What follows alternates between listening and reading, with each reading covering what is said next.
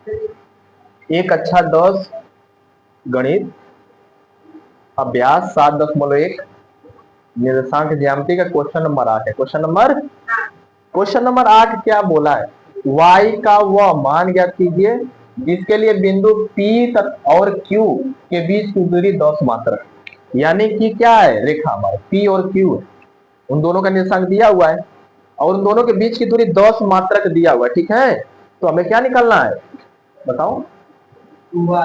y का मान निकाला। ठीक है, चलो देखो, अब देखो यहां पर हल करते हैं इसको। ठीक है, तो दो रेखाएं, एक रेखा दी हुई जिसका एक सिरा क्या है, P है, दूसरा सिरा क्या है, Q। पहला सिरा P है, दूसरा सिरा, इनका निर्देशांक दिया हुआ है, क्या दिया हुआ है, 2 -3 और एक सिरा, एक का क्या मान है, 10 y है, 10 y है। ठीक है, और बोला इन दोनों के बीच की दूरी, यानी यहां से यहां तक की दूरी कितनी है, 10 मात्रक। कितना है, 10 मात्रक। ठीक है, यानी कि बीच की दूरी का मात्रक 10 मात्रक। ठीक है, अब देखो यहां पर, अच्छा है बताओ, दूरी सूत्र लगाते हैं तो दूरी सूत्र डी से दर्शाते हैं कि नहीं? इसका मतलब डी का मान दे दिया है 10 मात्रक, डी का मान दे दिया है। यहां पर क्या लिखेंगे, डी इक्वल टू 10 मात्रक। ठीक है, और ये क्या हो जाएगा, x1 हो जाएगा हमारा, ये y1 हो जाएगा, और ये क्या हो जाएगा। ठीक है, तब लिखोगे दूरी सूत्र से, क्या लिखोगे, दूरी सूत्र से। बताओ दूरी सूत्र क्या होती है, d बराबर x2 माइनस x1, ठीक है, प्लस y2 माइनस y1। हम कणी के वटा के कारण बता रहे हैं। ठीक है, क्योंकि इसका भी मान दे दिया है ना, इसलिए दोनों तरफ स्क्वायर वाला सूत्र लगाएंगे। कणी हटाएंगे तो उधर स्क्वायर हो जाता है कि नहीं हो जाता, बोलो तो। अच्छा लो, कणी लगी हुई है, इधर कणी हटाई जाती है तो उधर स्क्वायर लगता है। अब इधर स्क्वायर लगा दे, इधर कणी हटा दे। नहीं नहीं, सुनो ध्यान से, सूत्र असल में यही होता है, जब इधर से स्क्वायर हटाते हैं तो उधर कणी लगा देते। ठीक है ना, कोई दिक्कत? डी का मान कितना दिया है, 10 का स्क्वायर। x2 का मान कितना है बताओ, x2 का मान कितना है, 10, माइनस x1 का मान कितना है, 2, y2 का मान कितना है, x है कि y है, y1 का मान कितना है, -3। तो देखो यहाँ पर माइनस हो और माइनस है, दोनों मिलकर प्लस हो जाएंगे, इनका हो। तो 10 का स्क्वायर करो, 10 में से 2 घटेगा 8, 8 का स्क्वायर 16।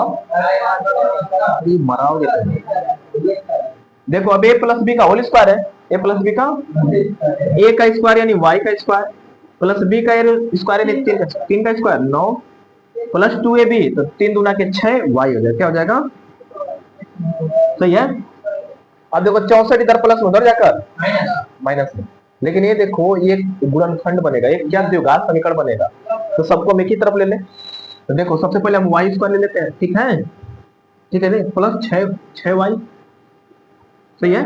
अब देखो यहाँ पर 64 में 9 जुटेगा ना, 64 9, हाँ 64 बताओ, 73, 73 आ जाएगा, और 100 इधर प्लस इधर आकर माइनस में 100, इक्वल टू क्या हो जाएगा, 0। सही है, अब इसको घटा लो, तो y का स्क्वायर प्लस 6y, और देखो घटेगा तो माइनस लगेगा कि नहीं, कितना आएगा, 27 है। कितना आएगा ये बताओ, द्विघात समीकरण बना, इसका गुणनखंड ज्ञात करना है, गुणा करके प्लस जोड़ घटाकर 6 लेना है और गुणा करके 27, 9 3, 9 में 3 घटाएंगे तो दोनों में माइनस कौन रहेगा, 3 वाला माइनस रहेगा ना, तो कौन माइनस में रहेगा, 6 माइनस में रहेगा कि 9, 6 माइनस में रहेगा, सॉरी 9 कहां से आ गया जी,